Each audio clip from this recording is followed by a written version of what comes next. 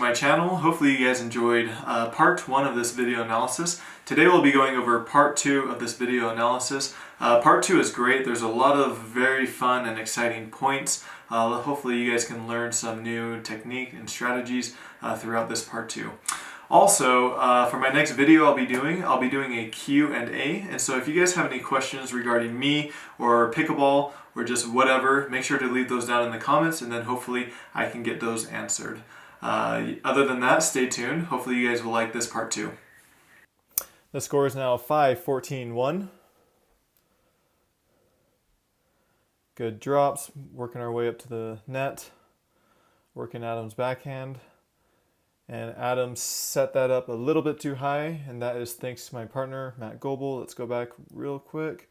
So it started with this shot right there, and Adam just popped it up a little bit too high.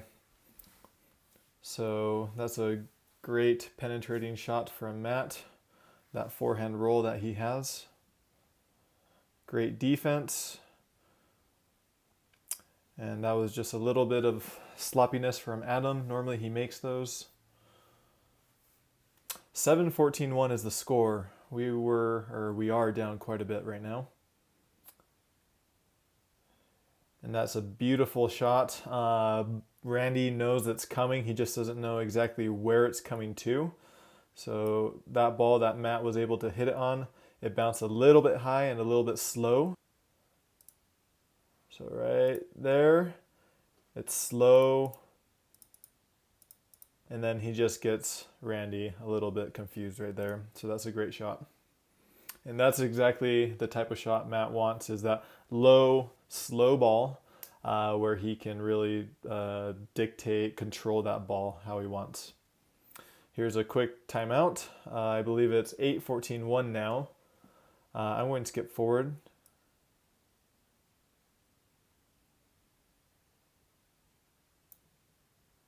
Okay. The score is 8-14-1 with Matt Goebel serving. That wasn't a good shot, so I stayed back. And now I'm stuck, and I make my way up to the middle of the net finally. And that is a great point. You notice how I didn't hit a great third ball, and so I just stayed back. If you're not hitting a great ball that you want to come in on, you need to stay back. It's really risky to just rush the middle of the net or rush up to the kitchen line if your dink is not a good ball. So I realized that was bad, so I stayed back there even though my partner was still up at the net. I realized that one is good, so I run up to the net. And then Matt, my partner, cleans it up for me. Thank you. I think the score is 9-14-1 now.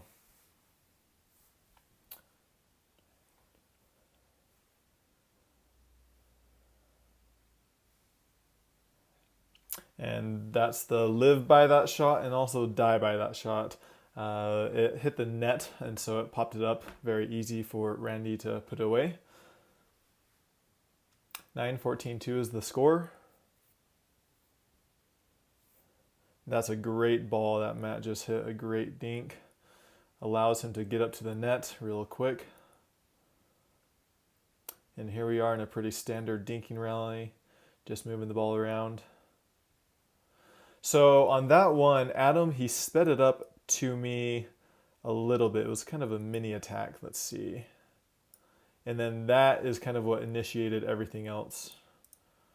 So once it goes to Adam, he speeds it up at me. Right here is when he speeds it up. Oh, I lied. That one, right there. So that was kind of a semi-attack from Adam. In hindsight, obviously hindsight is perfect vision, but that probably wasn't aggressive enough.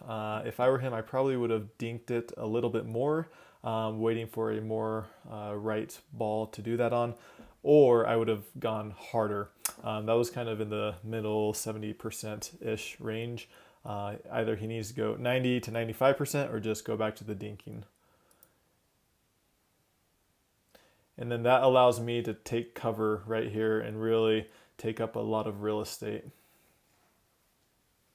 I think he said 10-14-2. There's the drop. allowing us to get to the net. And they set that up just a little bit too high for Matt to do what he does on his forehand, being aggressive.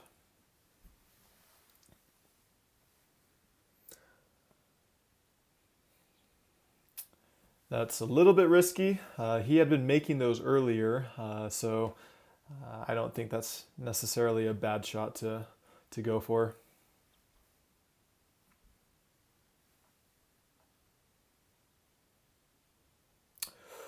And that is a very bad unforced error. I felt that again, even though this game was months ago. I should not have missed that. Or that one. I think I was being a little bit too cute and going for too much. I should have aimed a little bit higher over the net on that one. So once again, we're going to switch as we have been doing this whole game.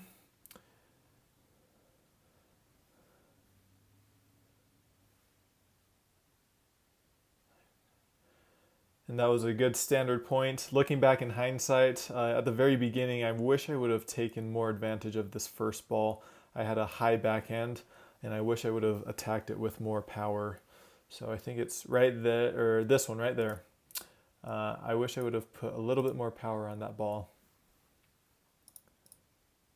Then this one is pretty high. It's in my wheelhouse, and I hit a good angle, but I think I could have done more with it looking back on that.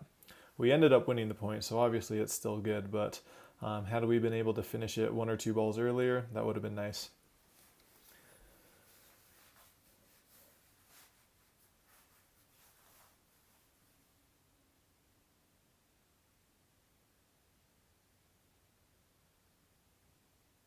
So the score is now 16-11-2.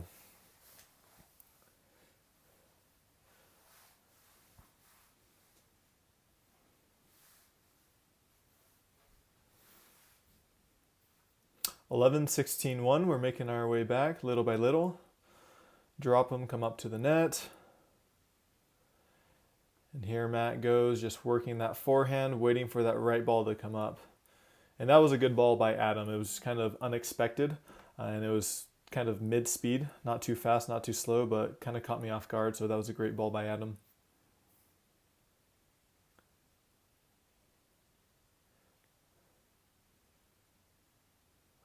And that was a great point by everyone. My partner, he set that up really well in the beginning. I think he got a little lucky with his return. He drove his return, and in my opinion, that return that he drove, the third drive, was a little bit high, and they didn't do too much with it. So this one right here, he's loading with his legs, as you can see. And then that, as it's crossing the net, it's just a little bit too high. I would say that's maybe 5 to 7 inches too high, but we stay in the point long enough. However, that first shot that my partner hits kind of sets up the entire point, the tone for the entire point, whether we're going to be on the defensive end or offensive end. Had this ball right here been a little bit shorter, then he would have popped it up and we could have won that, or we maybe could have won that point a little bit sooner.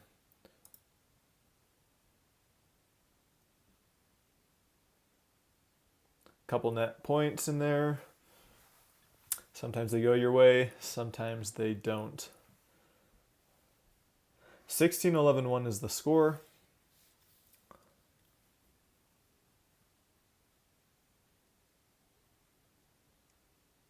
And that's a good ball by Matt.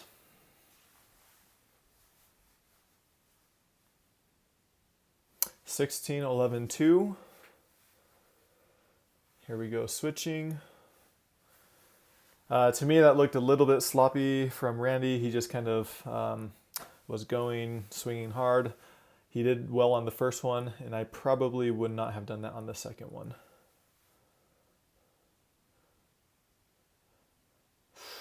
And we should have made that. I should have made that. Adam hit a great defensive backhand, and they came away with a point. 11-16-2 is the score now. We are still continuing to keep our forehands in the middle. That's a great deep ball. And I believe that was just barely out. 12-16-2 is the score.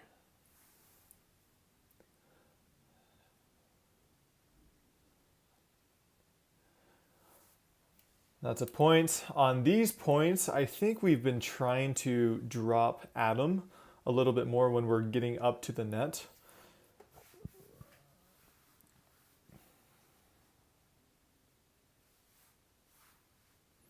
That was a great ball. It was there. He just missed it, I believe. Nothing I would change about that except for trying to bring in the ball a little bit more, not aiming so close to the lines.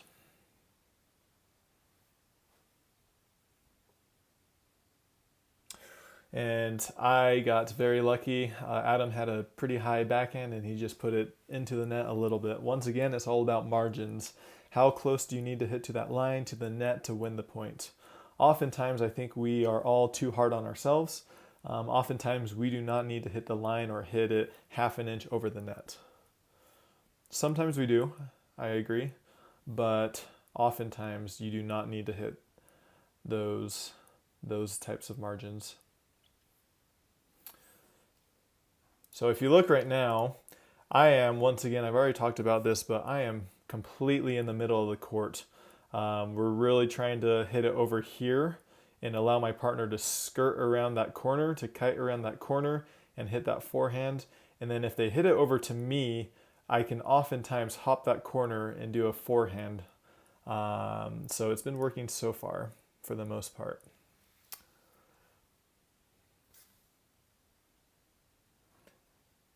And the only times that I'll tell my partner to, hey, kind of reset it and have him take my spot is when they hit a really hard angle over here and it really forces me to get that ball. And then I expect my partner to come over here and take my spot where I was. And then we'll kind of reset the point and then kind of go back to how we were.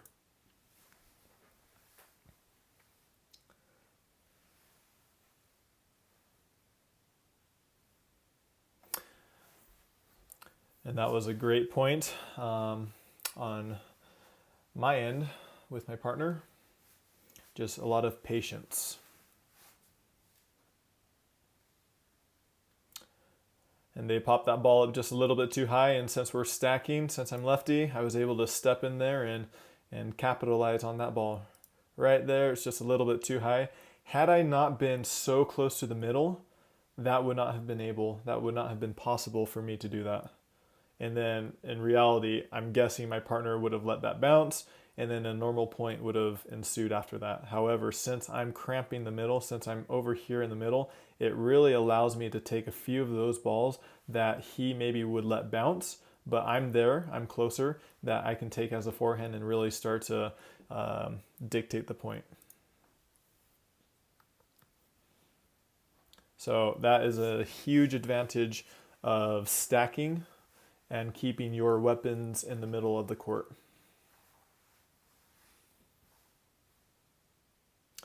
And once again, it's lucky. The ball hit the net and it just popped it up, but my partner is playing with so close of margins. The margins are so small that when he hits it well, it's going over most likely for a winner, and when not, then it might hit the net tape and pop it up.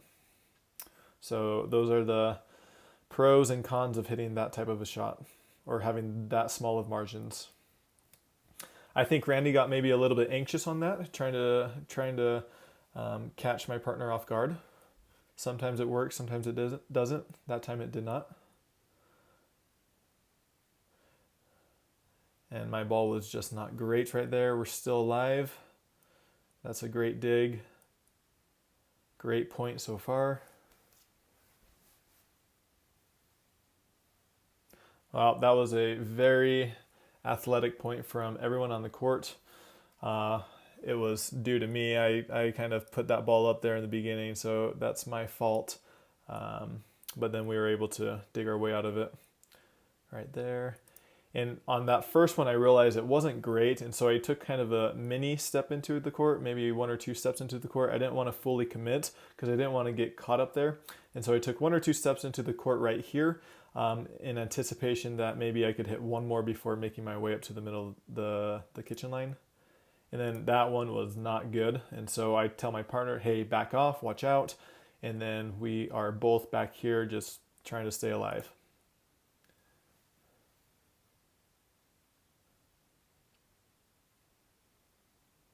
And that's just a great point all around. Good hands by everybody.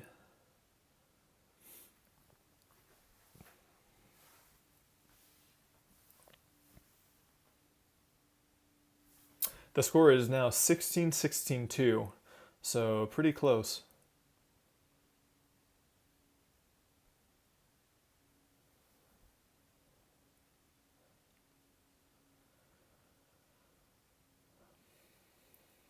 Once again, those margins.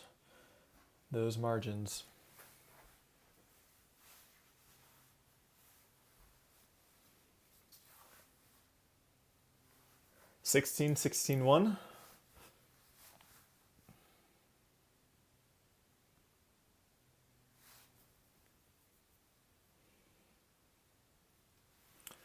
A little bit of an unforced error by Adam.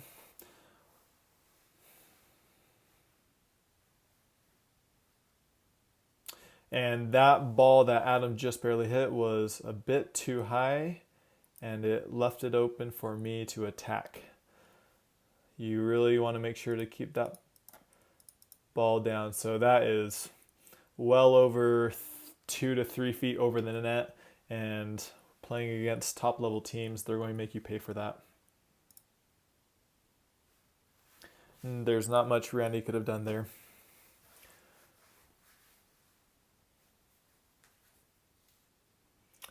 (16-16-1) is the score.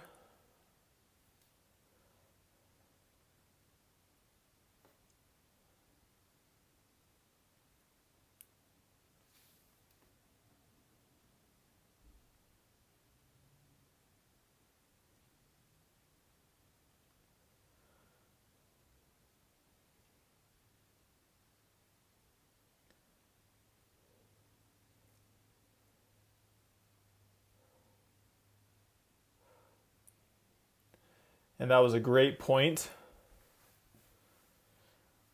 Obviously on that first dink, they pulled me too wide. Randy hit it too wide.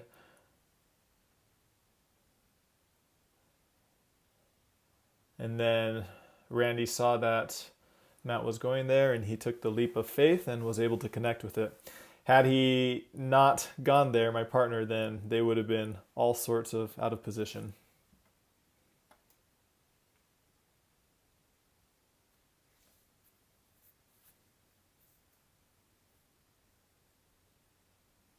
The score is still 16-16-1.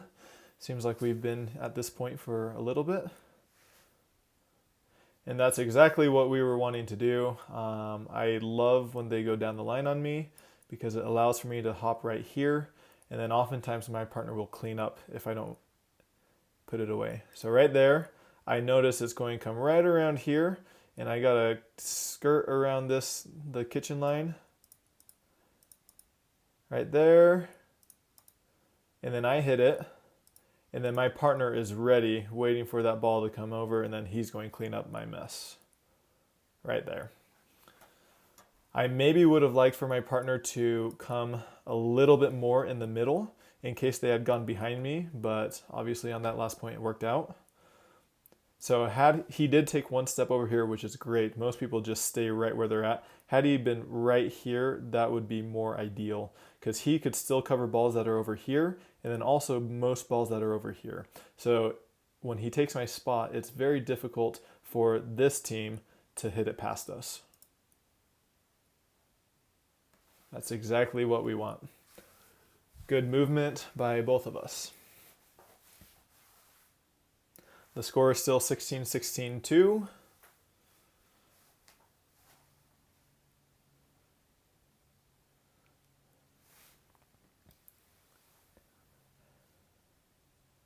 And now that I've done Jump in the Kitchen so many times, a lot of these players, they expect it, they're ready for it. And so that's why a lot of times they don't hit to this area, which allows for me to stand over here and also put more pressure on them.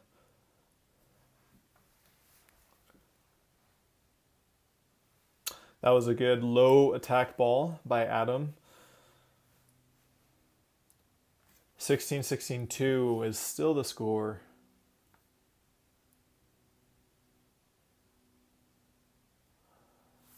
And that was a pretty Great point. I love watching that. All right, let's look back one more time.